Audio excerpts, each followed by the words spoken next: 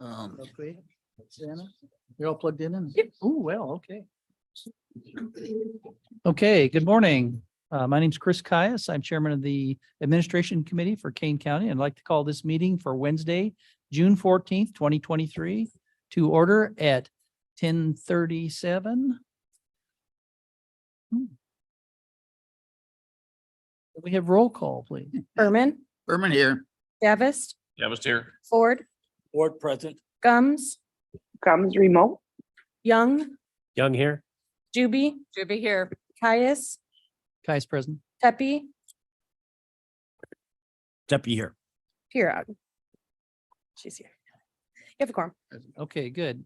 And Mr. Chairman, yes. Shepro, State's Attorney pointed out that we should have a vote at the outset of the meeting to permit the attendance of the Zoom participants. It requires a full vote then? Vote, roll call? Oh, I don't know that you need to have a roll call, but yeah, I need to have a vote.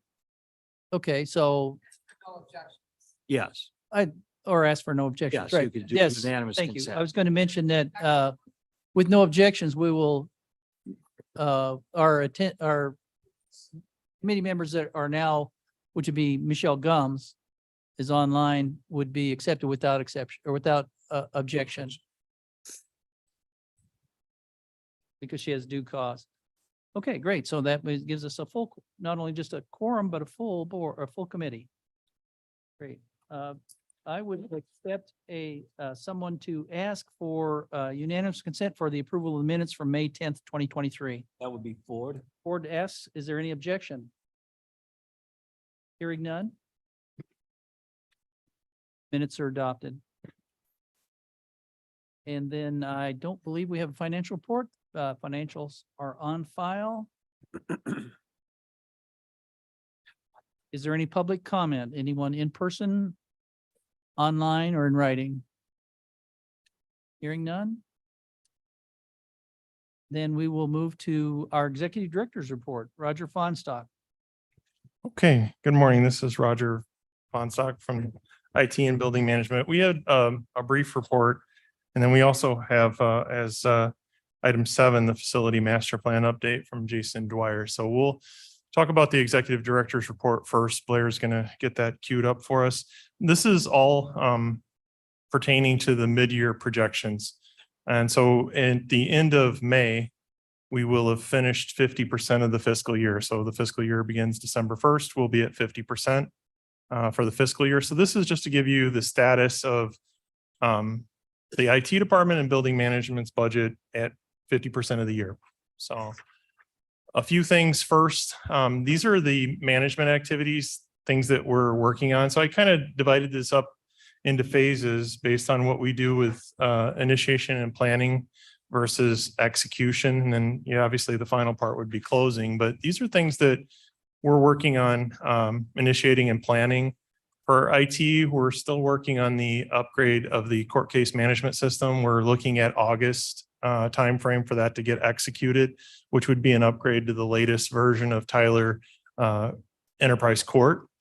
We're working on a shared records services with CaneCom for their subscribers. That's a project that we're looking to finish hopefully late summer into the fall. The appraisal software for the supervisor of assessments, it's to take certain information from recorded deeds and get that information into the appraisal package. We're going to be sending that out to an RFP hopefully in the next month and bringing that back.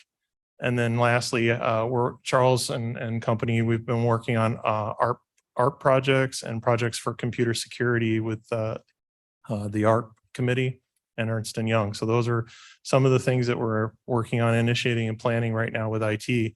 In terms of execution, we're working on the storage system, which is a major disk subsystem for all of our servers and file storage. They continue to work on computer replacement.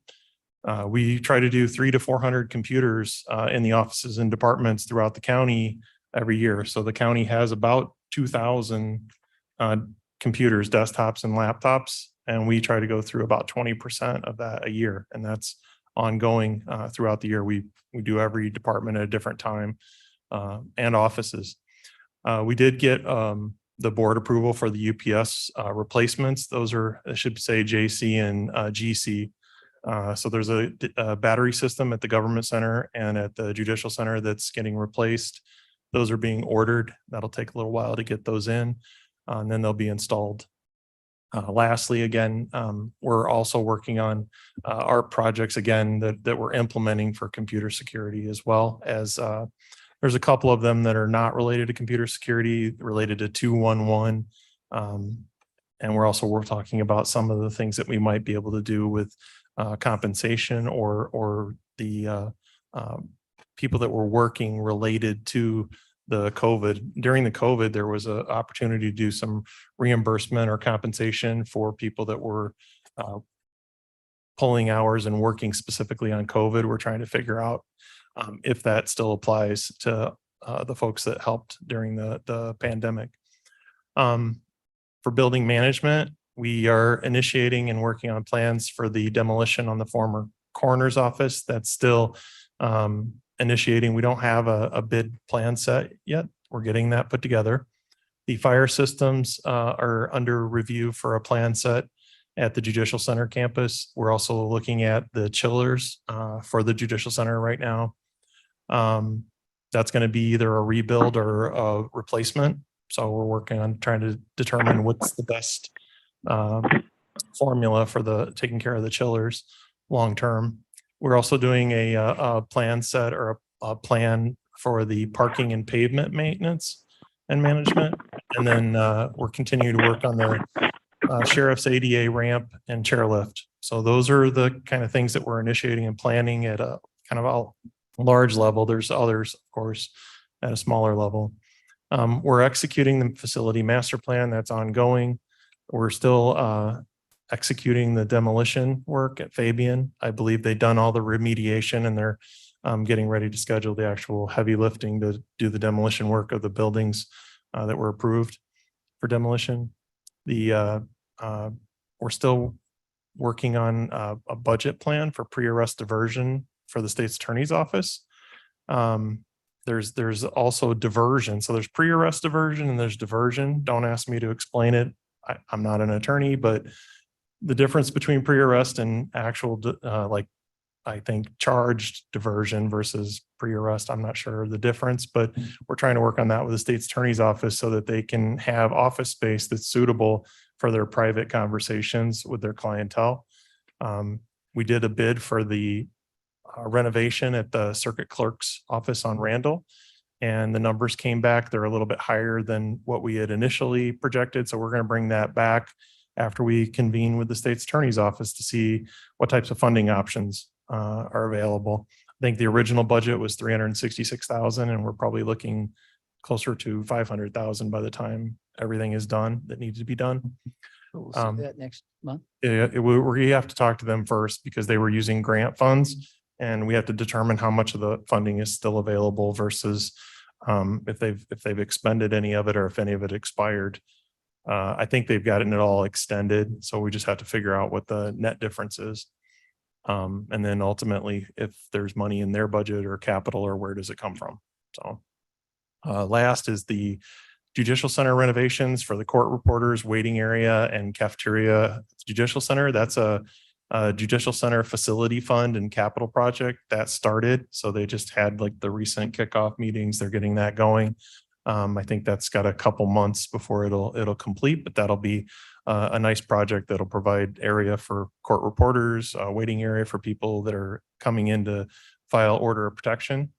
And then last is, while we're doing the court reporter space, they're going to do some improvements to the cafeteria area because the court reporter area is adjacent to it.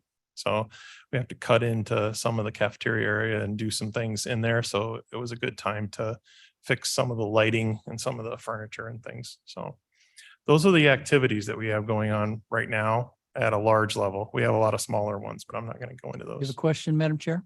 Thank you very much.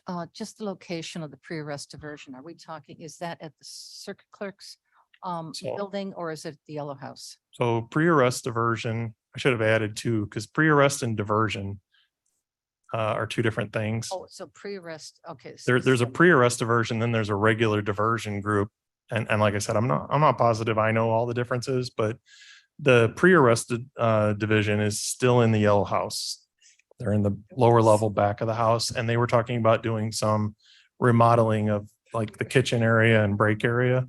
And the offices. And some furniture, I think. It wasn't structural, it was just some of the furniture and fixtures. The diversion group, there's a discussion that's been ongoing about putting them now in the circuit clerk's record viewing area, which was like a area adjacent to the front counter. It's probably 1,500 to 2,000 square feet of space that we would be working in.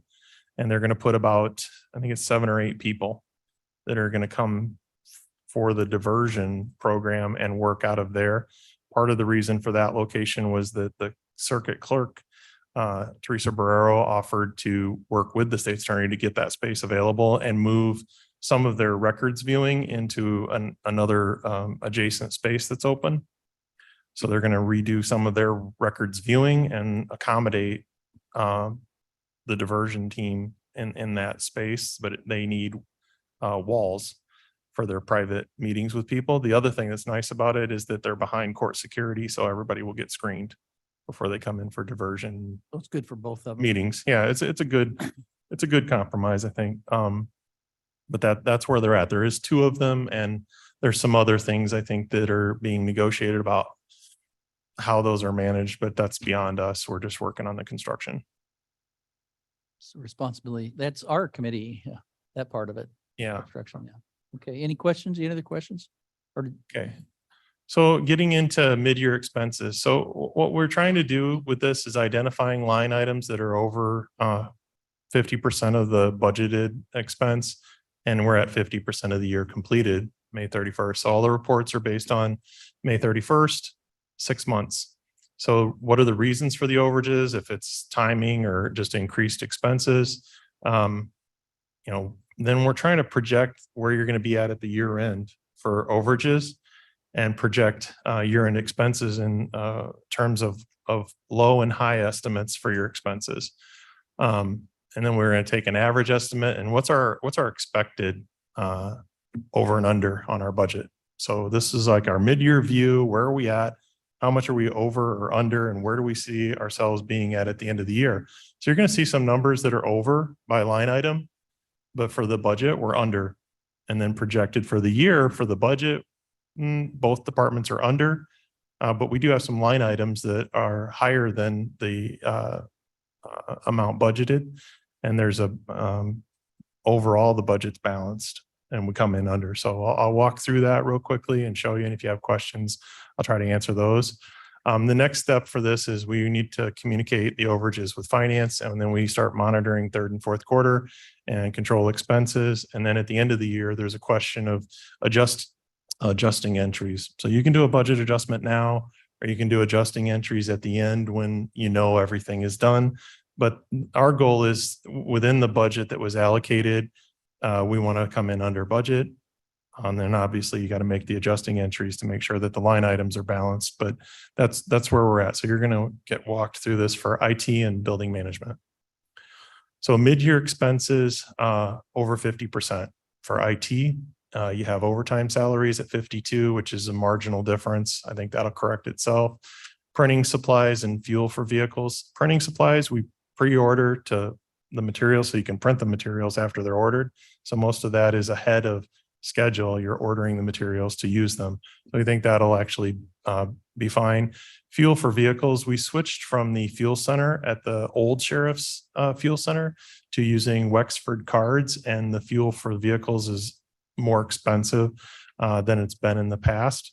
The good news is that it's a small dollar amount. I don't think it's a very large dollar amount at all, and you'll see that in the next slides. Overall, at 50% of the year, we're at 40% expended. And I attribute that to some of the personnel salary and wages that you're trying to hire people. We almost always have 1 or 2 positions that we're trying to hire in the turnover that we have. And then the other part of that is that you have benefits associated with each position if you're not hiring them, those benefits are in our budget too. So it's not that we take credit for that. It's just you have that happen. And some of our contractual items are under and they are timed at different times of the year when contracts renew. So they'll come in the second half of the year. So year-end projections, the low is if you take 50% of the year and say you're at 40%, you double it, you're at 80%. So if all things hold true and it's the same, you'd be at 80%. If Charles kicks it into high gear and spends 100%, we're at 0. So if you split the average, you're at 90% and you're going to be $489,000 under budget. So that's what we would project as our budget at year end. So that would be the end of November. We'll be about there. Now, the challenge is, within the categorical line items is if there's anything that we are contractually obligated or need to do, spend it, get it contracted. And, if we end up at the high end of the expense, we're still under budget. So we have increased spending in the second half of the year for some contractual. So the contract comes due, we pay the bill. Again, overtime, it's just a slight change. There's some timing of purchases. And then the fuel expense is based on a Wexford card. So we reimburse that as the bills come in. And that has been higher, but it's a small dollar amount. So we're not too concerned about that. Again, we'll do monitoring third and fourth quarter. And then we do adjusting entries or for the line items over budget at the year end.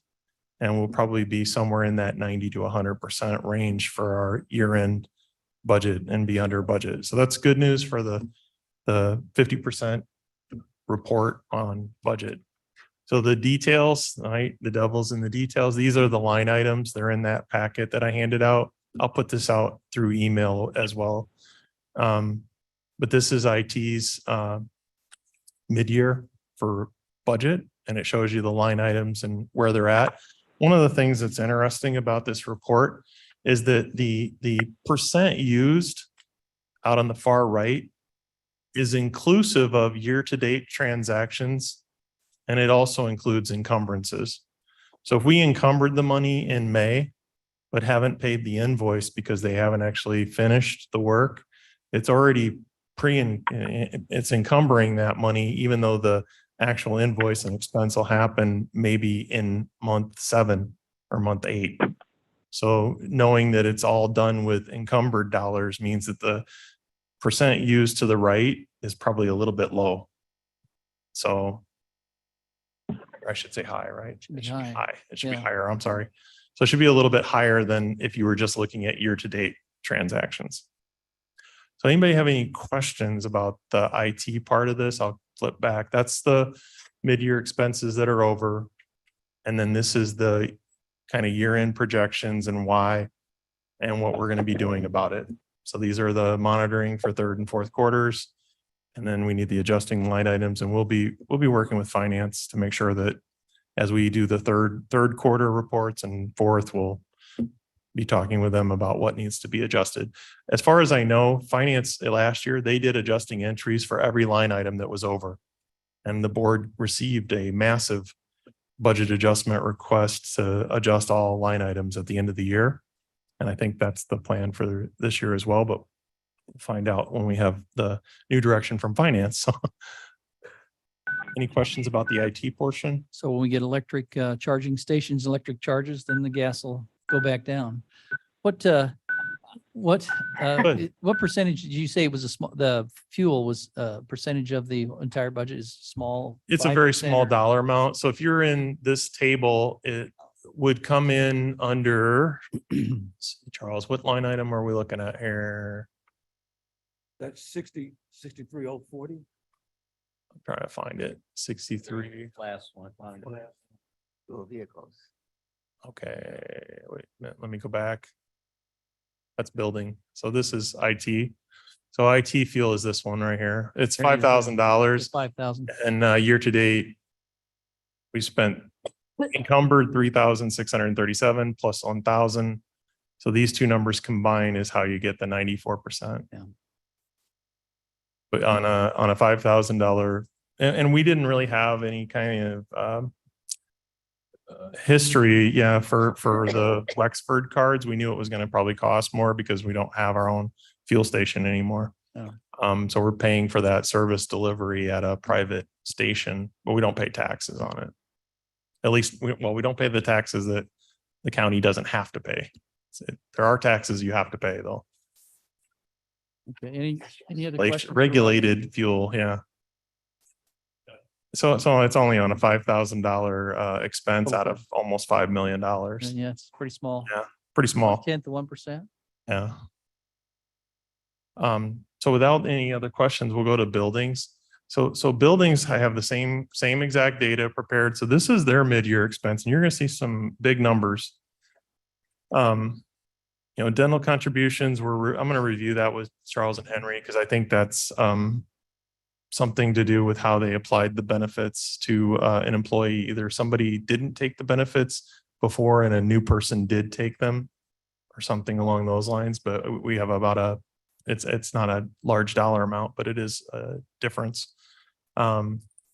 Repairs and maintenance of buildings at 120% at mid-year. That sounds like a really big number. It is.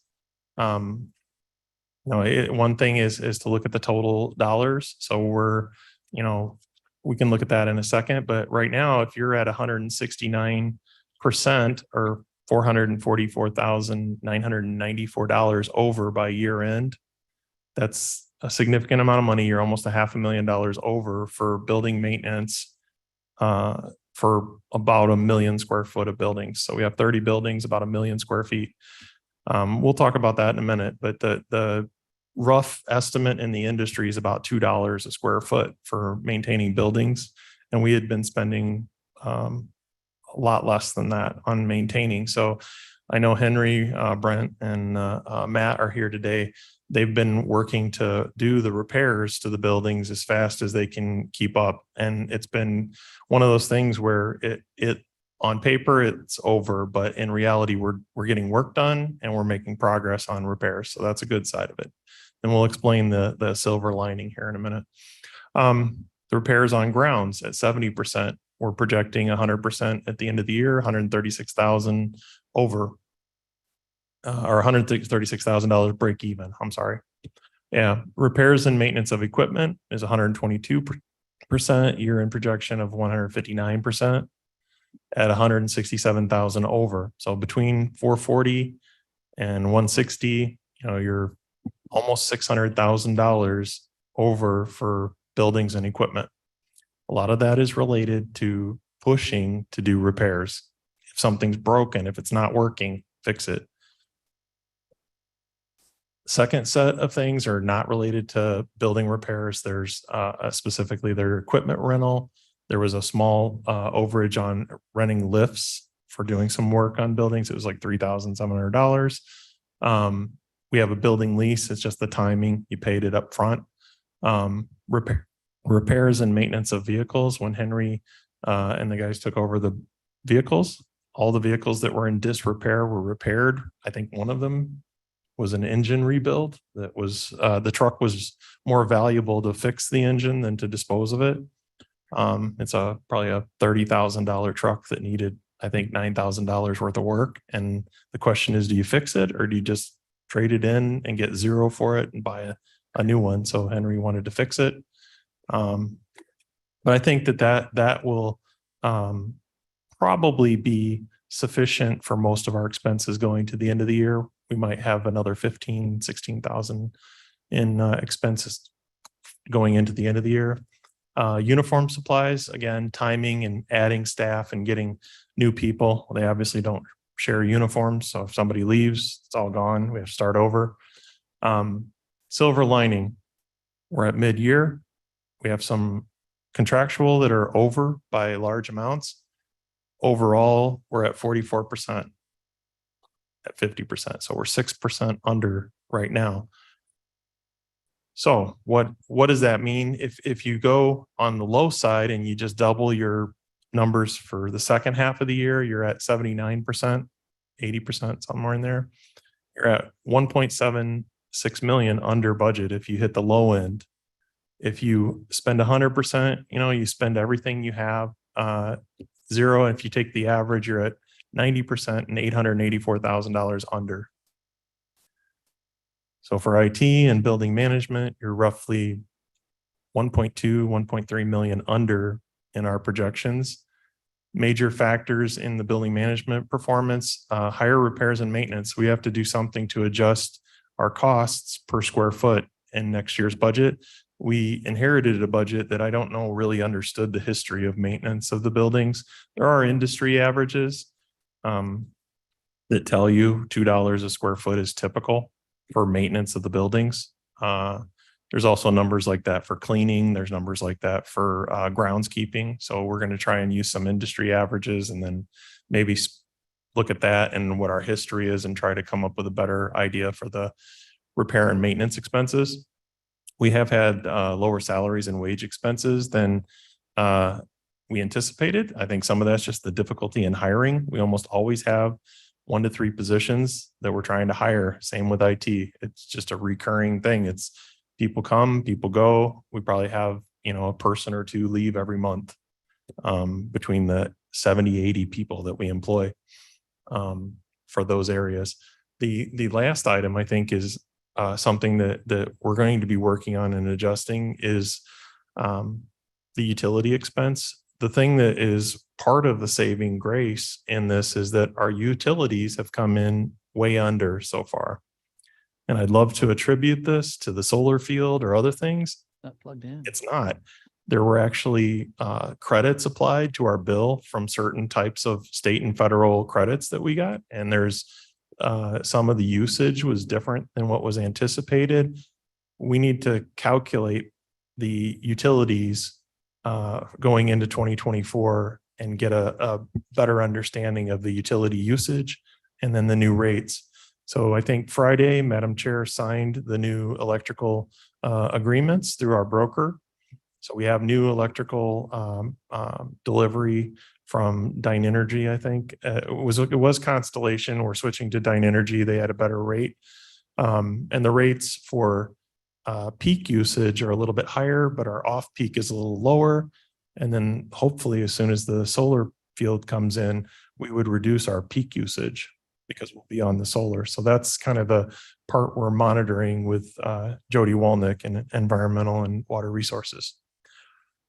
So what are we going to do about the overages and the unders? We're going to be monitoring third and fourth quarters, and we're going to be looking at making the adjusting entries as we go to the end of the year with finance, very similar to IT. Overall, I think, for the whole year, you're still looking at somewhere in, the 90% of the budget. And then, I'm going the wrong way. So somewhere in the 90% of the budget, and this is the actual line items drawn out, and you can see the dollar amounts involved. If you look at the one that's building maintenance and repairs and maintenance of buildings, that's probably the biggest one. That's, they're really pushing hard to do building repairs.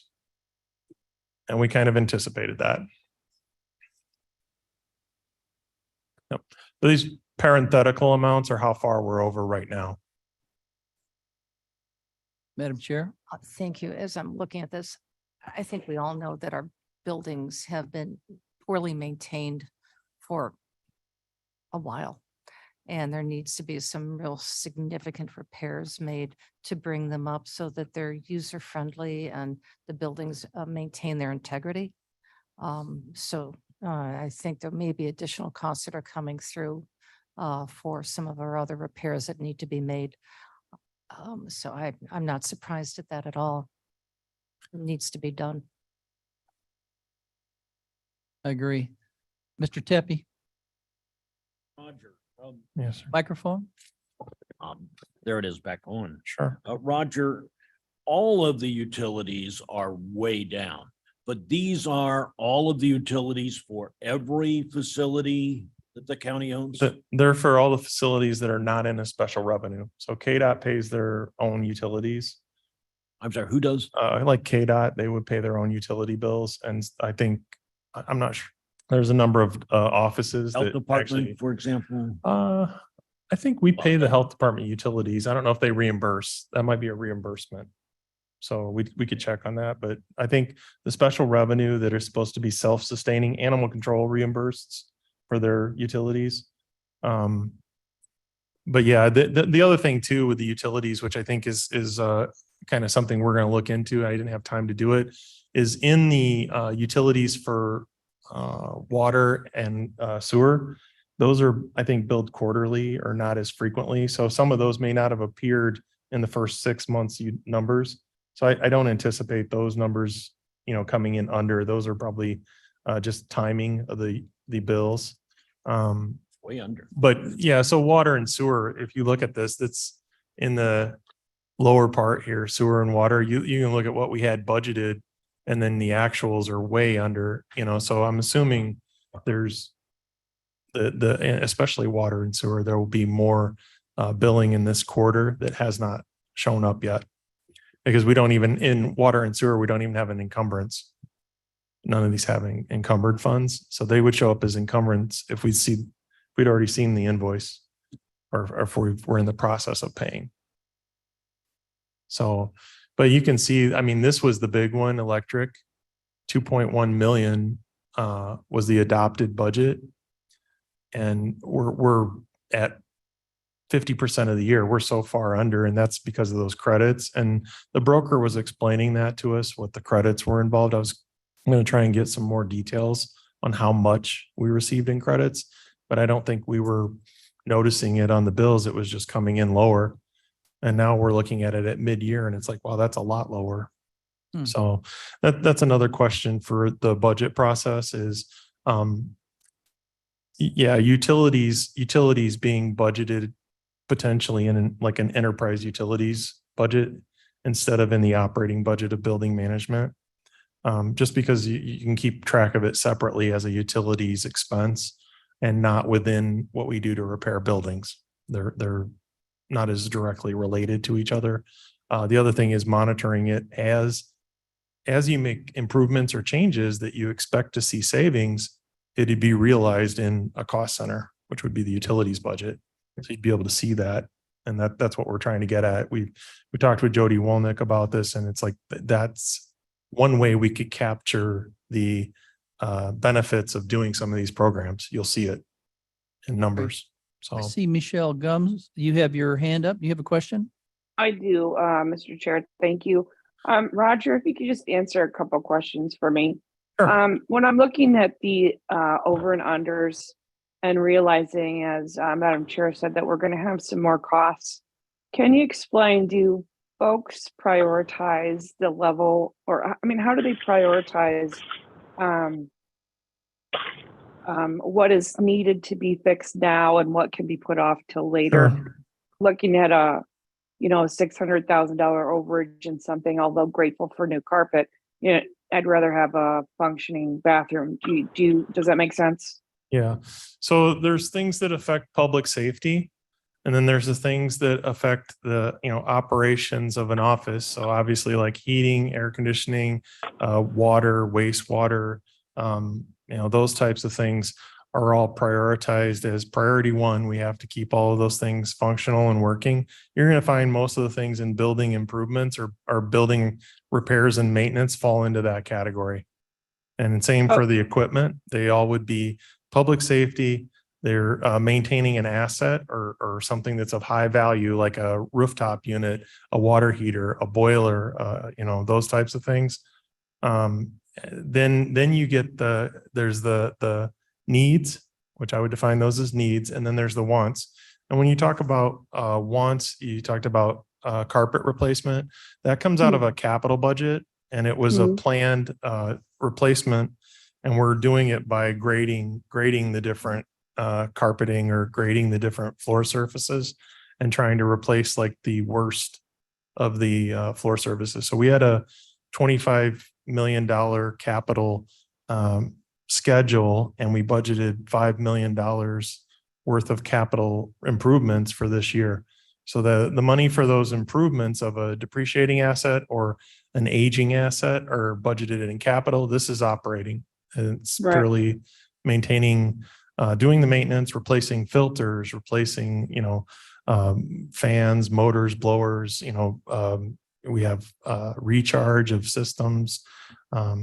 Contractors come out to look at problems when something's not, heating or cooling. We have been spending a lot of money on water treatment issues, working on the jail and some of the issues that exist in the jail. I know those have been tough because it deals with everything from water heaters to water softeners to valves, everything in between, trying to get the jail working properly. And Good. those are custodial care. So we also have a priority for the jail and the juvenile center. They get first attention because they're custodial. They have people living there.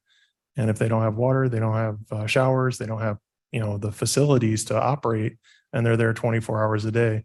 Another area that is high priority is the 911 center.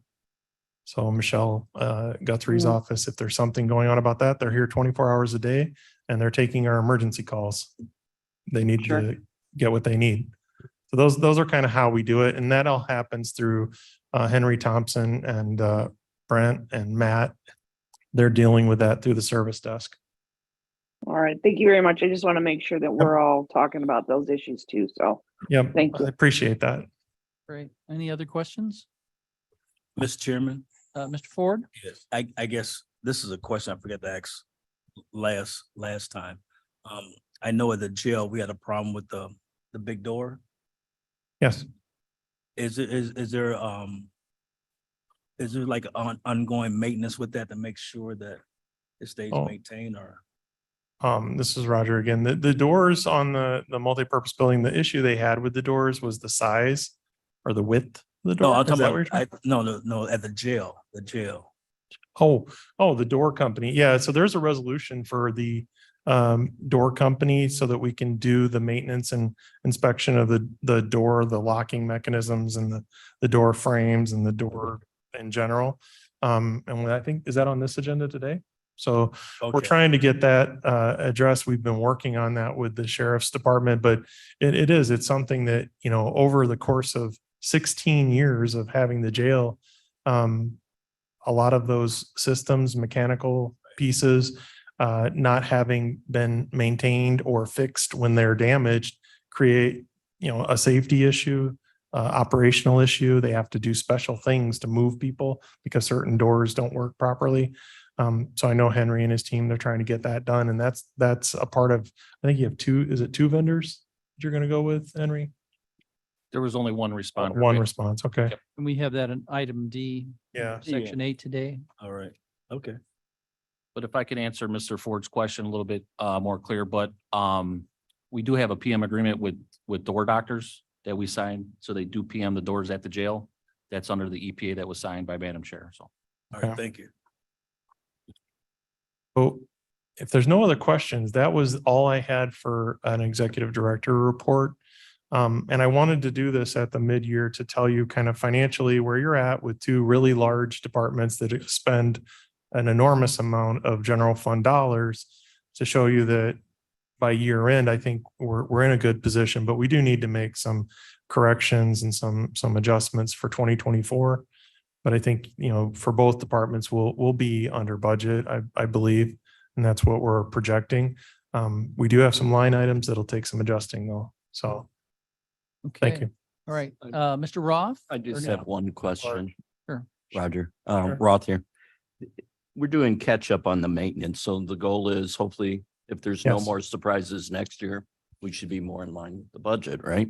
It might be that way. Or it might take us a couple years to get. It might take you, I don't know. Yeah, I'll ask those guys. They know better than Brent and Matt and Henry probably would tell you. It might take us 2 or 3 years before we're really above water. Right. As my boss used to say, he doesn't like surprises. Yeah. Well, and I think this is a fair assessment at mid-year for the board and committee to know where we're at. We're not trying to tell you that everything's perfect, Right. but we think we have good answers. We think we have a good understanding of what we have, where we're at, and where we'll be in about 6 months. Right. And if we thought we were going to be way over because of these things and we didn't think we could actually make the adjustments within our budget, we would be coming to finance now and saying, hey, this is critical. We need to make something happen. I think right now I would still say we're going to look at the third quarter and try to make our adjustments and see where we're at the third quarter. So about 90 days from now, you'll hear this again. And we'll tell you where we're at. Thank you. Yeah. Thank you. Yeah. Mr. And Chairman. you're triaging the efforts that you're making right now to take care of the worst things first, safety, security, Yep. jail, that kind of thing. Mr. Ford, another, Yeah, I just want to say this is great work. A lot of work been put into this, you can tell. And it kind of makes us, for me, it makes me feel more comfortable how well things are being tracked. So I just want to applaud Roger and his departments for their efforts. I agree. Yeah. Thank you. All right. So we're done. We have Jason White next on the agenda, Mr. Chairman. Okay, then be Jason White or Jason Dwyer with White. Jason Dwyer with White.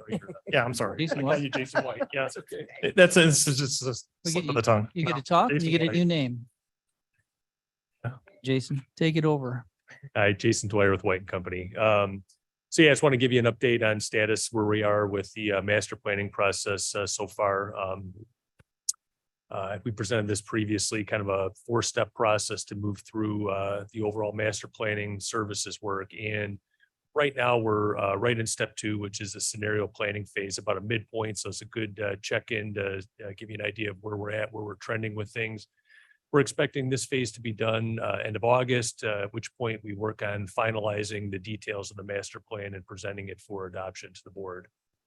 So just a quick recap, step 1 was really focused a lot on front-end activities, working out visioning, principles, priorities, reconnecting with the different groups and making that bridge between the space needs study work that we did previously and how that translates into master planning. So this work is all done.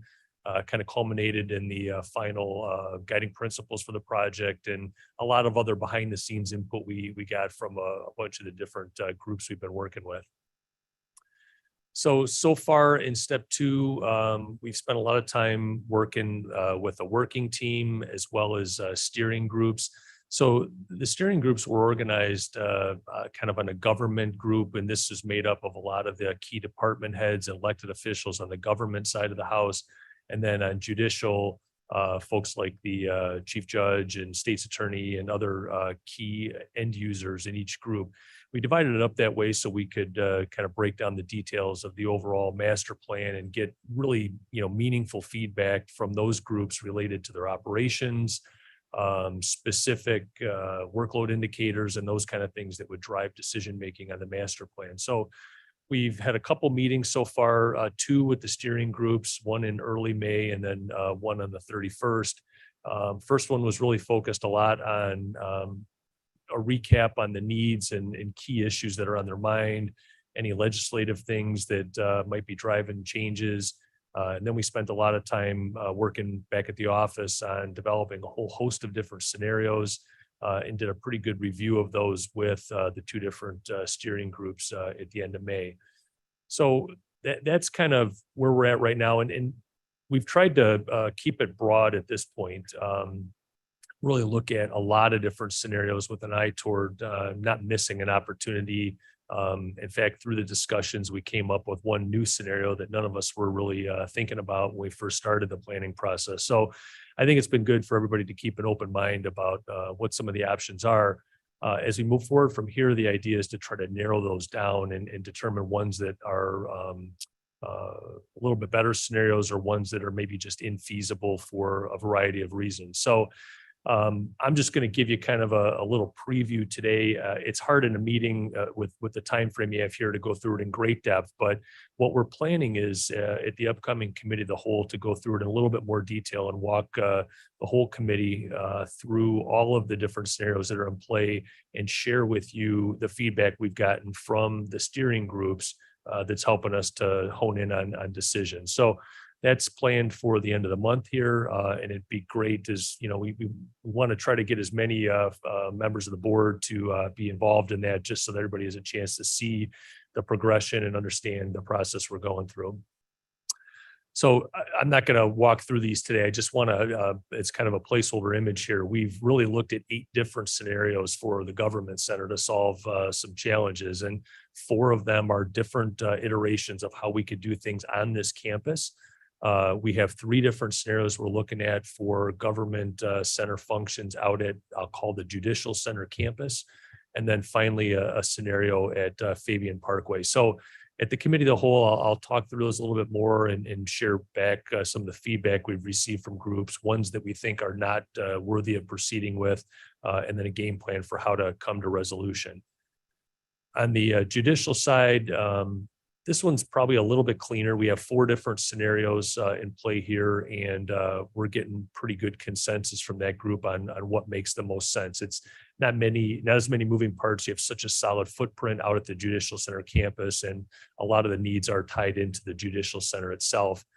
So these are the major scenarios. We're also looking at some ancillary components like what's the best approach for CANECOM and OEM, how to address the health department, things like CASA, satellite facilities. So all that's in the mix. I didn't put it all in the deck today, but that's stuff that we'll talk about at committee of the whole. And we're looking for really the best opportunities to develop a plan that, works well, best serves the needs of the county. And the other big piece that we're always looking at is things that we don't know about today. We found that working with counties for many years in our practice, there's always something new that comes up. So one of the things we look at closely on your property assets is not only what do we know about today, but how do we think about preserving available land area for things that we're not certain of. One example of that in Kane County's case would be the potential for maybe some expanded services for the health department at some point in time. That's definitely a scenario we've seen with a lot of other counties. And while we're not certain what it might mean for Kane County, we know that it's a possibility, and we're going to look at placeholder footprints of where a facility could go if that were to come to pass in the future from an operational standpoint. So that's kind of how we go through all of that.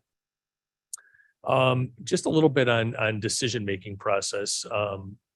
It's a process like this isn't quite as easy to just put a scoring to or easily quantify. So we're looking at a number of different items here. Kind of first and foremost, the use of the steering groups. We're getting really good feedback from them in terms of what makes sense for them on an operational basis. Certainly they're the leaders in providing their individual services. So we want to get their feedback on what's going to be most efficient and synergies between the different groups. So that's one of the considerations we'll use in making a recommendation for what the final master plan needs to be. We've talked in the past about using an evaluation matrix. So the little graphic there on the bottom right there is an example evaluation matrix. This can be good in some cases and sometimes isn't as useful in others. I think we're finding that this isn't going to probably be a super effective tool as it relates to the judicial, but there's other decision-making criteria that'll make that a little easier decision on how best to go forward.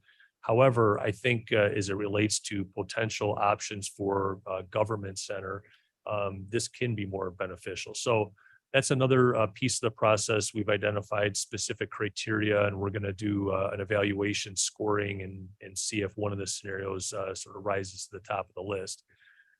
There's also some more detailed technical analysis we're doing. So as an example for that, potential options for the government center out at the Judicial Center campus, there's some specific things about roadway improvements that might need to come into play along Route 38, utility issues. So we're taking a deeper dive on some of those things as we explore scenarios to determine, are there hurdles that might be more difficult to overcome or hurdles that drive a cost of when the scenario's up. So that's a lot of the work we're doing right now in parallel. We're going to be presenting a pretty broad overview to committee of the whole, but we're continuing to dig into the detail on those things, as we continue on in the process. I talked a little bit already about flexibility for the future. So just preserving property assets or building assets or opportunities for things that we don't know about. And we always like to have that included in the master plan. And then, of course, it always at some point comes down to cost, right? So we will be doing, as we hone in on scenarios or look to maybe rule a scenario out, it might be related to cost or infeasibility in that regard. But we'll be looking at more detailed cost projections. And then ultimately, how does that align with funding availability for the county? That's starting to happen a little bit already as we look at the scenarios, and we'll be going into that in more detail as we move forward. And I think this, it's a little bit of technical analysis and objective review, a little bit of subjective input as well. And, we're still always open to getting as much feedback from all the stakeholders along the way. So far it's gone really well. We're getting great input from the steering groups on the areas where we need it. So after this, then just kind of looking ahead, the second part of stage 2, the last 2 months, we think we've explored the full range of potential options. Now our goal is to try to narrow those down, eliminate ones that are less likely or infeasible, start to identify the ones that rise to the top as the best solution. Like I said, more technical analysis. We'll be doing scoring evaluations, cost modeling of the different options. And then ultimately, our objective is to present an initial recommendation to this committee in August. And we've identified maybe a follow-up with committee of the whole too. I think, maybe looking for feedback either today or at another time. I think the idea of doing more regular updates to the full board is helpful, just so everybody has a chance to kind of see the work we're going through. So I've kind of held that as a placeholder as well, just to, make sure we're communicating as much detail as we can. And then after that, the idea is to get general consensus around preferred solutions for the different elements of the county. And then we work to refine that scenario in a little bit more detail, identify which projects are the highest priority, which allows us then to develop a preliminary implementation schedule for various projects and finalize different cost projections. So once all that's done, we can pull all that together into a final deliverable that identifies proposed projects, timeline, cost, so that you have a good working plan to move forward with new facilities or renovations of facilities as needed. And then the idea would be to present that to this committee in September, and again, a committee of the whole with an eye toward perhaps adopting the final master plan at the October board meeting. So that, I think, is all I have for you today, and hopefully everybody can join us for committee of the whole to dig into the scenarios a little bit more. Any questions for Jason today? Madam Juby? I just have a request. Could we have hard copies of the options for the committee of the whole meeting? It's easier to have them in Sure. front of you. Yeah, sure, no Thank problem. you. These are hard to read. Yeah, I wasn't expecting you to look at the options Yeah, today. If I those made are- them any bigger, we'd be here for an hour and a half Right. talking about them Yeah, all. So we don't want to that's why. get into it now. We're already, We'll make sure you have hard copies and larger images for committee of the whole, of course. We will. get us going already. probably. Mr. Chairman, Okay, yes, it- Mr. Fonstock. is that, for this committee, I guess that's one of the questions, we've been working with groups and stakeholders and White and Company for upcoming meetings before. So you'll have committee of the whole. We're going to go through a lot of this collectively, but in this committee, maybe more of a specific session regarding the options in July or August. You talking special committee meeting? No, I don't know, special or just dedicated time in this meeting where I could see. I bringing won't it here, talk. yeah. we won't talk. He'll, Okay. Oh, bonus. yeah, Sometime before the next budget review on, yeah. good. Okay, we can work on that. I think so. Is that, I get nodding from the committee? Okay, Members have, go over this is those kind of an scenarios? overview. Yeah. Yeah, not in depth enough so that it says those little bitty tiny pictures we get. See the big ones, Okay. and you can bring big copies for Ms. Juby. Great. As per Ms. Juby. Sorry, I left that there. Yes, sir, Mr. Ford. Ford. I'm trying to remember, the buildings that we occupy in Aurora, the health department, and Sure. I can't remember what the other one was, but There's Court services. court services. and branch court and the sheriff, police. I know the branch court stuff is at the jail. At the police department. But the other ones are on Highland. Do we rent those or do we own We them? own them. We own them, okay. It's, Mr. Chairman. This is 1240 Highland and 1330 Highland. Those are the addresses. It's in a different country. It's in southern, it's a long ways from Algonquin. Sorry. I'm glad you're familiar with it, Mr. Ford, because that's why we need the contribution from all the members from everywhere around the county. I'm still waiting for my tour of the building You want a tour? and looking forward to it.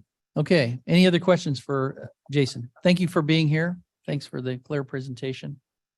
And we're going to launch into our Section 8, Building Management, and we'll have Henry Thompson.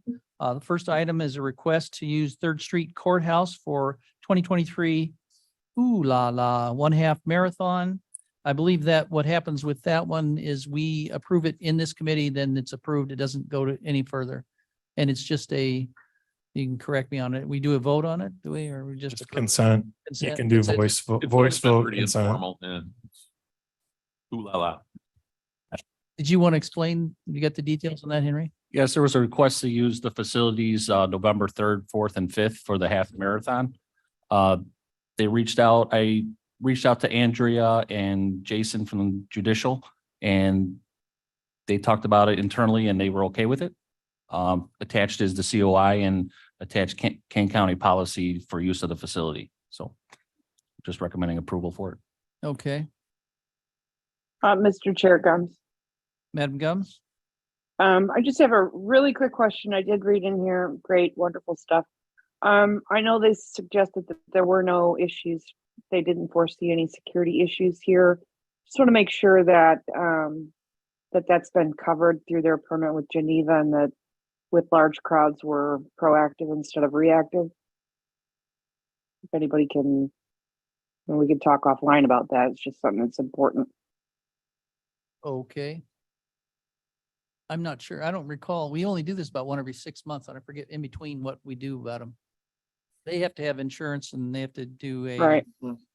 I think it's pretty well covered with before they Uh, get to this process. The judiciary, the court administrator and court security would have jurisdiction over handling issues. I believe this goes through the court administrator first to get approval and then we see it. Okay, so we should be covered. Does that answer your question? Fair enough. Concerns regarding, Okay. there's no concern Yeah. regarding security. All right. So then, should we just do a vote then? Yeah, just Voice vote? Or Yes, sir. roll call vote? All in favor? Aye. Any opposed? Okay. Happy ooh la la. consent. The half marathon, there should only be one lot, just ooh la. An ooh. Ooh la. Just for clarification, Mr. Chairman. Yes, sir. So we do get these from time to time for government center, judicial center, courthouse building. In the past, this has just been something that the committee provides consent for. There is no formal resolution, but the paperwork is usually vetted through the building management department and the respective tenant. So here it would go to the chairman's office at Third Street or Judicial Center. It goes to the court administrator. Okay. Great, thanks for the information. So that was a request approved. Item B, may I have a motion and a second authorizing additional funds from fiscal year 2023-2024 budget for lawn and landscape maintenance services for Kane County facilities. Moved by Ford, Gums will second, move. second by Gums. And Henry? Yes, this is a budget item for $100,000 in addition to the 87,000 that was requested in the original resolution. We found that there's extra work that's needed through the county for retaining walls, clearing of the Geneva Creek, the creek that's behind the jail. So there are other items that come up through the year other than just a lawn agreement. So that's why we're requesting additional funds. It is budgeted and we're asking for additional $100,000. And building management is requesting approval. Okay, any questions for Henry? Okay. Roll call, please. Berman, Berman, yes. Davis, Davis, yes. Ford, Gums, Gums, yes. Young, Young, yes. Juby, I. Pius. Yes. Passes. And that will go to finance. Resolution, item C, resolution. May I have a motion and a second for a resolution authorizing authorization of a contract for Kane County General Construction Services? Moved by. Second by Berman. Berman. Yes, this resolution is requesting $400,000 for general contracting services. We worked through this bid with purchasing and it was awarded to Industria and MRRW Construction. Those were the two only responders, and we recommend that we approve the use of both of those vendors. It would be paid for out of capital item and operational expense. Building management's requesting approval. Okay. Uh, Great. Is there, I see a hand up from Ms. Gums. I do have, just kind of a housekeeping thing here. In the therefore be it resolved, in an effort to be consistent. I believe we may need to make an amendment to the language. I would like to make the amendment, the language should read similar in all the resolutions, therefore be it resolved by the King County Board that the chairman of the board is hereby authorized. That seems to be pretty consistent, and I would like to remain, have those remain the same in consistency. If I could get a second. Chairman of the Kane County Board is hereby authorized to execute contracts with. So in many of our therefore be it resolves, in most of them, it reads by the Kane County Board that the chairman of the board is hereby authorized. I believe that's how the language should be That's fine. consistent. Okay, do you think, is that a, That's an official amendment motion. so this would be more of a Scribner's error if that's official? Well, it's adding language. Do we, So it's not a Scrivener's error because it wasn't, So, not a typo. Mr. Chairman, if you look at this next resolution for pavement, it says now therefore be it resolved by the Kane County Board that the chairman of the board is authorized. So the next one has the correct Correct. verbiage. Mhm. This one is different for whatever reason it was drafted, but so I think that if you want to get it in the record, it would be Then the we'll- resolution or the motion to amend would be to amend the now therefore be it resolved portion to state now therefore be it resolved by the King County Board that the chairman of the board is hereby authorized. So that's what she's looking for, I believe. Is that Yes, correct? that's exactly a correct. motion? I just yes, it was That- a motion. that was a Yep. motion to amend. Is there a second? Second, That's 2B fine. seconds? Any discussion? Roll call, please. This is for the amendment. Berman, Berman, yes. Davis, Davis, yes. Ford, Gums, Gums, yes. Young, Young, yes. Juby, Juby, I. Caius. Caius, yes. It's amended. And I believe there is another one. Sorry, Mr. Chair. I believe there's another one I caught earlier. Just Okay, remind me if I miss let's, it. that, on a different resolution, Yeah. separate affirmative. resolution? Yeah. Then let's go ahead and pass this resolution. Perfect. This would be a roll call vote for passing the resolution as amended. Berman, Berman, yes. Davis, Davis, yes. Ford, Gums, Gums, yes. Young, Young, yes. Juby, Juby, I. Caius. Caius, yes. Says- That motion is passed.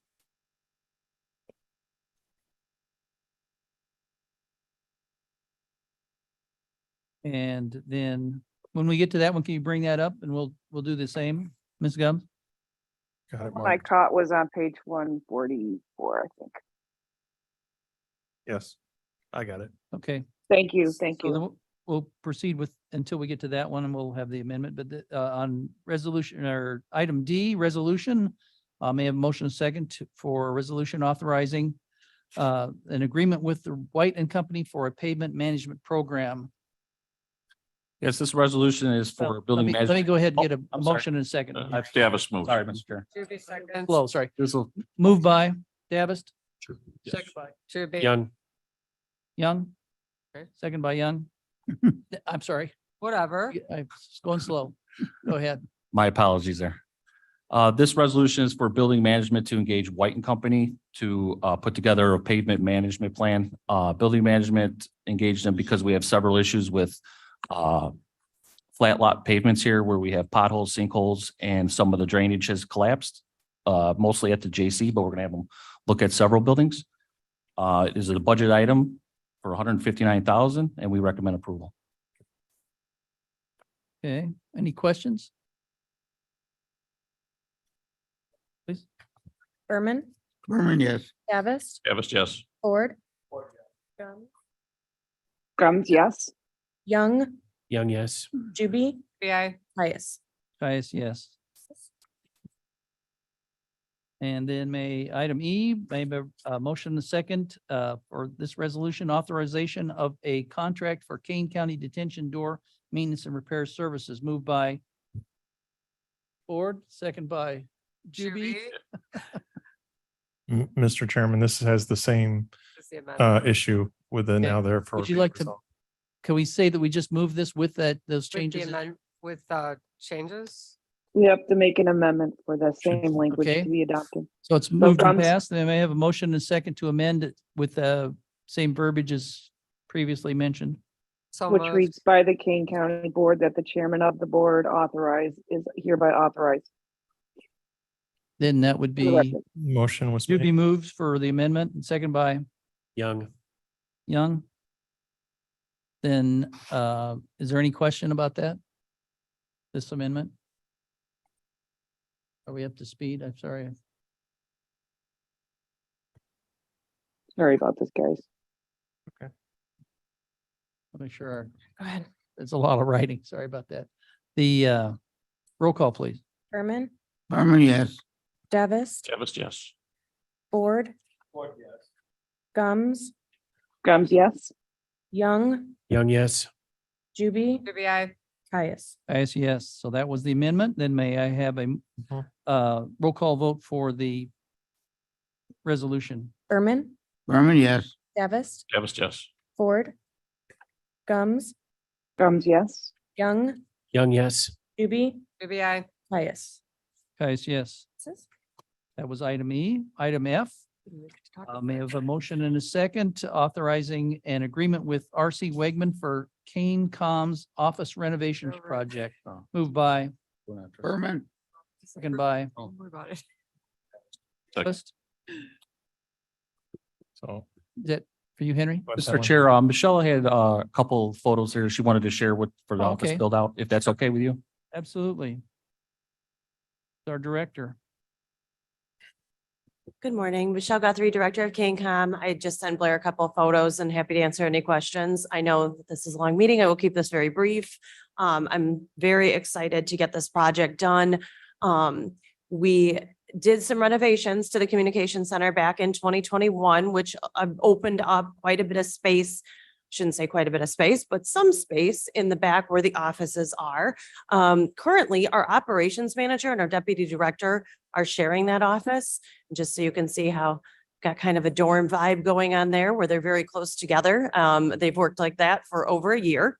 The office next to that is my office, and then we will be looking at building in that space where you see that little desk there behind the communications councils. In addition to this, Blair, if you want to go to the next slide, we are looking at building out a quiet space for our telecommunicators. Right now, the only break space they have is in that common area in which we share with OEM. So during the day, that gets very busy. And then at night, when they have some volunteer time, we've got people kind of in and out. Our telecommunicators, you know, the important job they have, the kind of stress that they deal with every single shift. And we would like a private space for them to at least FaceTime with their families or take a private phone call. So instead of expecting them to break in a public space in which you see there in the kitchen, we will look at closing in the space where the lockers are, moving the lockers and giving them a kind of a quiet space there to decompress during their breaks. Now, we do still have some spatial needs, but this is the fastest and easiest way I think we can accommodate, because I can't have people continue to share the office in the tight quarters in which you see in those pictures. But some of the struggles that still exist are additional offices. Our radio administrator, Andy, is under the stairs of the yellow house. You're happy to see his space if you would like, just move the beaded curtain and he's right through there. So it does feel a little that way, but we are storing equipment in there as well. So that is definitely a challenge, because his office kind of is right where that chimney repair needs to be done, and we're storing communications equipment in there. So that's my next challenge, is to find where Andy's going to be going. Additionally, we have really no meeting space. When I have a fire subscribers meeting or we have union negotiations, we just reserve space in other areas. And we have 2 new trainees, hopefully 3 trainees, starting on the 26th of June. And we've got test computers where they're supposed to log in and use the test environment of our computer-aided dispatch system. And we currently really have nowhere to put them. So we kind of travel around doing that in a classroom type setting before they are in the communication center as they sit with their certified training operator for 6 to 9 months training. So I'm thrilled to get this resolution done because that alleviates some of our challenges. But know that I will continue this conversation because we continue to have some issues. Duly noted, and certainly well worthwhile. Mental health and training is very important. And open to any suggestions we have for Andy's arrangement under the stairs and equipment where we can find other places to store that. Can we find a bridge or something for Andy? Sounds like a troll. Poor or something Andy. Right, Andy? He's such Poor a nice Andy. guy Talk too. with KDOT. He's a nice He guy. is, and he supports, all radio communications throughout the county. It's just not a KCOM support. It is a countywide support, even including health department, OEM, sheriff's office, all of our subscribing agencies. An asset to our county. He is. Absolutely. Yes. An awarded asset. He got That is true. Yes. recognized by the state or something. Yes. APCO Technician of the Year, I believe in 2018. Correct. Excellent. Okay, and then Ms. Gums, did you have your hand up again? I'm so sorry. I feel like I'm talking too much, but Michelle, sorry about that. Michelle, I just, when you're utilizing this quiet space, are we looking at a space where folks have like maybe white noise in there, recliner for rest? So when you're having that, obviously I speak from experience here, when you're having Yes. that mental breakdown, you can scream and nobody can hear you Yeah. kind of situation. Yes, so we'll be moving the lockers out of there. I'm sorry, Blair, if you want to go back to that picture where the lockers are included for National Telecommunicator Week. This past year, which was in April, we do something for the staff every year to praise them for their hard work. And as you can see, there's currently a recliner in there. It's heated, has some massage functions, where you're sitting at the council long hours. So once those lockers move out of that space, they will have more room for that recliner. I would really like to look at, say maybe like a treadmill or something like that. In the long hours of midnight shift, having worked midnight shift for many hours, many years, you're kind of limited after hours where you can walk and where you can get some physical activity. So we would maybe look at putting something like that in there as well. Probably a small TV monitor if they wanted to watch TV. If they don't, we're going to try and, talk to the staff and see what they would like out of this space. And then we will do our best to accommodate. Maybe Excellent. some Thank window you very- treatments, Mhm. just saying. Nice curtains. Excuse me. Okay, great. Thank you. All right, Any other thank you. Questions for Michelle? Thanks, Ms. Yes. Gums. And I would also like to note that we will be using, this will be reimbursable as well. So while I'm coming to the committee with this total with a not to exceed amount, we will look at alternative methods of funding and reimbursing the account as well. A bonus. Yes. ETSB board will Excellent. pay. Good point. Perfect. All the good stuff. Make it so. Okay, then any other questions? Done? Roll call, please. Berman, yes. Davis, Yes. Ford, Gums. Miss Gums. Young, Young, yes. Juby, Trivia. Caius. Pius, yes. Passes. Thank you. Motion passes. I know, man. It's fine. Okay, well, thanks, Henry, Mr. Thompson. Then we're moving on to section 9, information technology, and we have Charles Lasky. So I'll begin with asking for a resolution authorizing the number of procurement cards issued to the Information Technology GIS Department in each of their transaction limits. And that would be moved by Berman. Berman, second by Juby? Ford. So this is, Go right ahead, Charles. yeah, this is our final P card improvement for the IT department, GIS. I left them out last time, which when I was going through the IT list, I did not look at them. So this is for Tom Nikoski. He's had this card, so it's just the approval that's required by the new ordinance to get this approved. That we've So- been doing over the last month in every other department as well, Yep. yeah. Yeah. So no other information we need to know on that. Any questions for Charles? Roll call, please. Berman, Berman, yes. Davis, That was just. Ford, Gums, Gums, yes. Young, Young, yes. Juby, Yeah. Caius. Yes. Passes. Motion passes. Item B is a resolution. I'm asking for a resolution authorizing payment for the 211 services. Moved by Berman. Berman, second by Davis. Davis.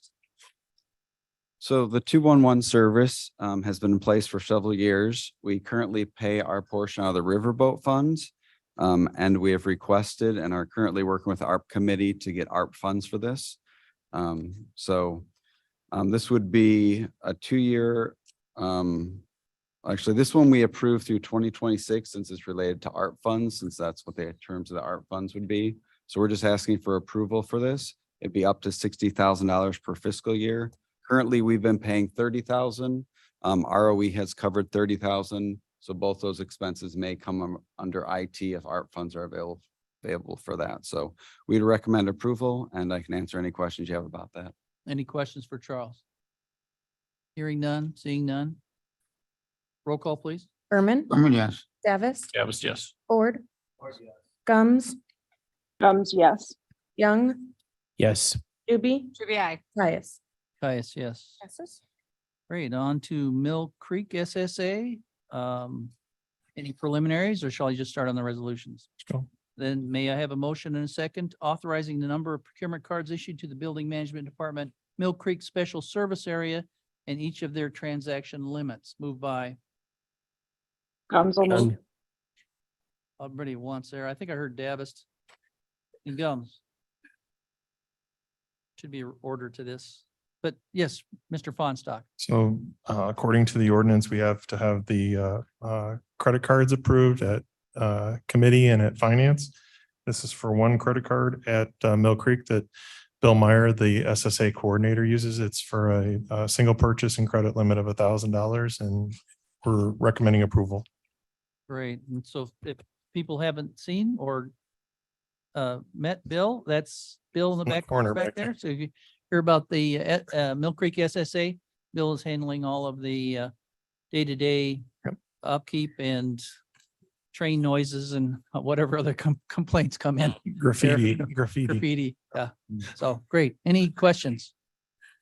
Hearing none. Roll call, please. Berman, Berman, yes.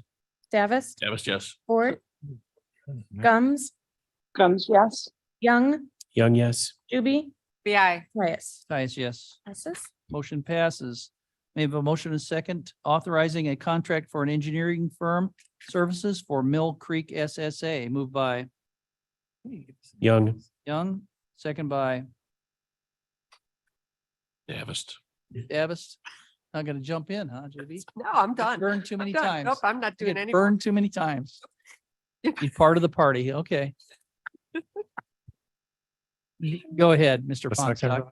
Okay, so this is a resolution authorizing a contract for engineering services.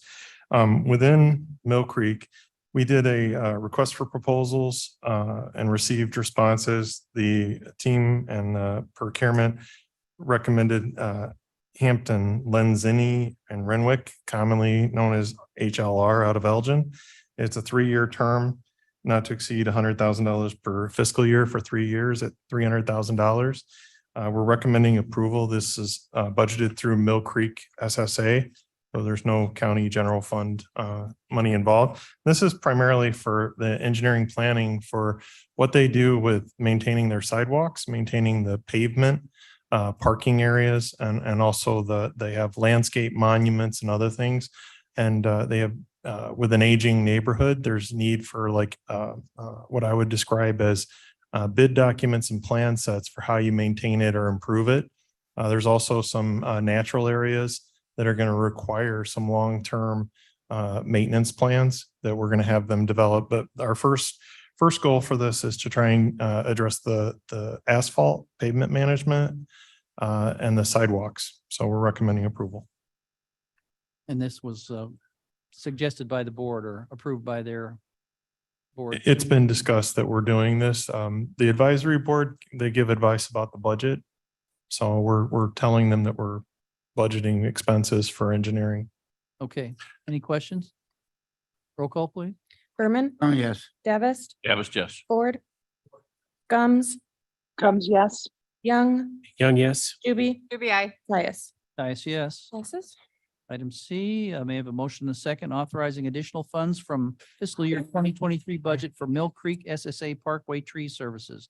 Moved by Berman, second by Okay. Davis. Davis. I just noticed there is a typographical error in the narrow, therefore be it resolved. In the parenthetical dollar amount, there's an extra 3 in front of the dollar sign, just as a Scrivener's error. I think we can correct that moving into finance. But this is an agreement or an agreement that we have in place to do the work with Parkway Tree Service. We do a lot of work with trees and landscaping out there. In order to process bill payment, we have to have authorization for the funds for SSA from the county board. So we typically have $32,456.80 authorized. If we go over that, we have to ask for additional authorization. So we're asking for the authorization for the $32,456.80 for Parkway Tree Services with Henry Tree Company for fiscal year 2023. And it's a budgeted expense and we're recommending approval. And that was an extra dollar sign, a 3 in front of the whole 32. Yeah, the 32,000, it doesn't need the extra 3 on the left. Okay. All right. Any questions? Roll call, please. Berman, Yes. Davis, Davis, yes. Ford, Gums, Gums, yes. Young, Young, yes. Juby, UBI. Caius. Dice, yes. May I have a motion? It passes. May I have a motion and a Davis moves. second for an authorization funds from fiscal year 23 to fiscal year 2024 budget for lawn and landscape maintenance services for Mill Creek SSA. That was Davis moved. Yeah. And seconded by Young. Young. So this is yet again another resolution dealing with landscaping and maintenance. We have a resolution authorizing services with Ratliff Landscaping. Their contract runs through November 9th, 2024 with the county. So we're just asking to allow the Mill Creek SSA to use Ratliff in addition to their other landscaping partners for projects that we need. And some of these are brush cleanup. We have some large brush cleanup projects. A recent one is a brush cutting for reeds and tall grasses behind properties. It was almost 2 acres of brush cutting that we're doing, and we might end up doing it one more time before fall. But there's other areas where we are trying to add some services for brush cutting and landscaping, and we believe we're going to need some additional contractors to help us with that. So this would authorize Mill Creek SSA to spend not to exceed $100,000 for the contract term with Ratliff Landscaping. It's budgeted and we're recommending approval. Okay, any questions? Roll call, please. Berman, Yes. Davis, Davis, yes. Ford, Gums, Gums, yes. Young, Young, yes. Juby, UBI. Caius. Yes. Passes. So, Motion passes. Mr. Chairman, Yes, sir. Mr. so one thing Fossock. to explain about the landscaping, just so it's clear to everyone, that the landscaping that we do at the SSA is on county-owned parcels. So through the plan unit development, these parcels are actually deeded to the county, and they are county-owned parcels. We own, I think it's somewhere around 100+ acres of property in Mill Creek that's been deeded through the the plan unit development to the county. The maintenance of those properties as open space is paid for by the SSA. So they're paying an SSA tax for their property taxes, and that goes to the SSA. The SSA fund pays for the maintenance of open spaces and the property owned by Kane County. But it is Kane County parcels. Thanks for the clarification, Ms. Gums. Bates, I mean Bates. Sorry. close enough. Is any of that land treated as public land or is it all private to Mill Creek? There are multiple owners. It's very complicated. So in the plan, Not open to the public though, right? that space would be considered open space and Okay. it's adjacent to parks. It's adjacent to forest preserve property. So it's government owned, but it's open space. Okay. So there are people that use it. We don't, for, I guess, permissible uses. The permissible uses are defined in the plan unit development, which was part of an ordinance. Thanks. Okay, so thank you for the clarification. We don't have any vehicles. Any new business? Anything from the board members? Mr. Young? Yeah, David Young, I have a question, Mr. Feinstock. We had that presentation about the April 4th election. Jamie went through that and Sure. you were involved with that. And I was following it. It was very detailed. I was thinking about what is the IT responsibility from the time the machines are kind of closed down at the polling stations to the time the information is transferred to the clerk's office, and what is your involvement with that? So you have to upload the data from each machine. Can you explain how that, what, if you're involved with that at all? Charles is intimately familiar with this, but generally speaking, the IT department does not have a role in handling the tabulation whatsoever. It's done by judges and clerk staff. The only time we would be involved is like when they notice that they have a problem or something that's not working properly, they may ask us, hey, can you tell us what is happening, or if there's some reason that they didn't plug something in, but for the operational part of tabulation, it's entirely the clerk. Okay. They handle custody and they handle the MBBs, the JBCs, the E-slates, the packing of the material, bringing them back is all election judges. Okay, so when you were here, that, I guess you were just there for support to give information and to help Jamie out when you were here at that meeting. So that's why I got confused, but Yeah. so the time, from the time the machines or the polls are shut down, Yes. they're gonna, and then it's all done by the by the clerk's office, right? At that point. because Judges, election judges that are under the Take clerk. that information from those machines. Yep. And then they're gonna take that and it's gonna be sent over here through USB devices or whatever they do. So I'll have to ask them The about that. USB part of it is entirely after tabulation. Okay, Has nothing to do with the actual tabulation of the vote. There's no USBs in the tabulation whatsoever. The tabulation occurs from the time, you create the election to the time you tabulate at the end. And then we simply get an export from the actual tabulation in either an EDX or PDF form. And they use a USB drive to hand that to us to take it and post it to the web. Okay. The web results is not the tabulation of the election. That's just the visualization of it for the public. The tabulation is occurring, right. in that room on closed systems. So Okay. I understand the kind of maybe the concern about the handoff, but there's,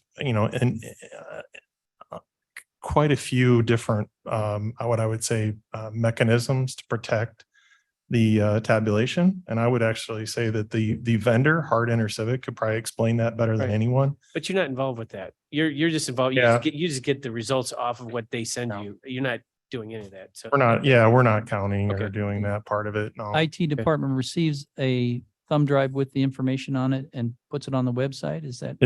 We receive one file every time they do a run. And one of the runs was when we got the results to post it to the web, we're like, this is not right. It's not working right.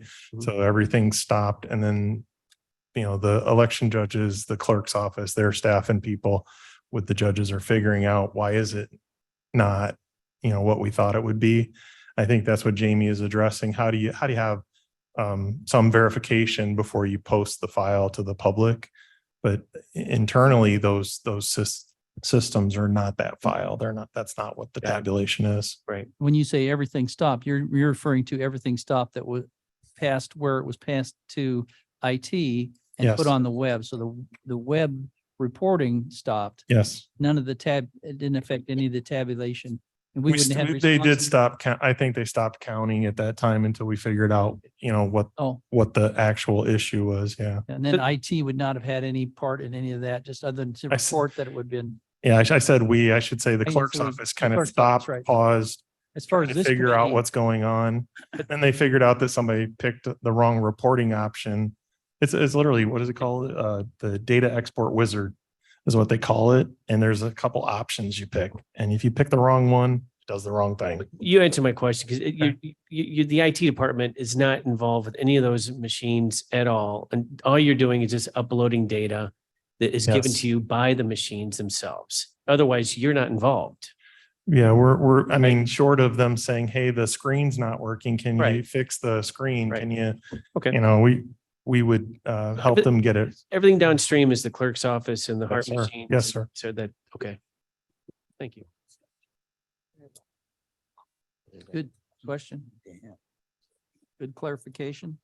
Anything else from the rest of the board? Mr. We Davis? had some conversations, Ms. Juby helped bring it up, the idea of finding a better way than emergency purchase affidavits. Purchasing, Karen found something called quick purchase in the states, toolbox.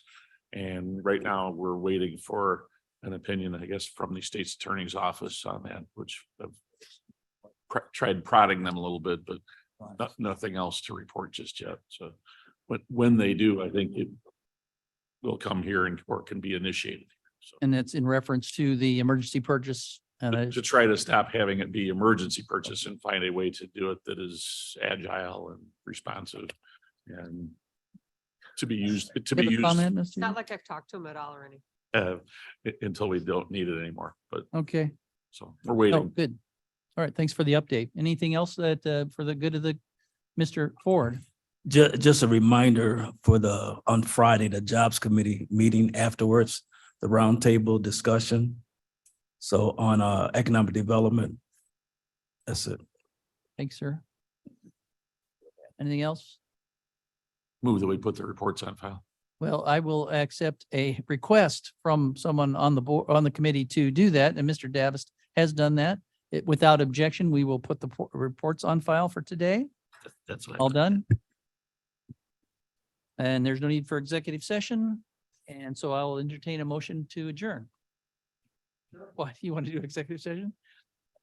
I think ARPA is really excited for us not to do that. Sorry. Have a second. This committee, but Davis Davis moves moves. to adjourn, Berman seconds. I'll move and second. I'm just guessing. For takes. All in favor? Aye. Those opposed?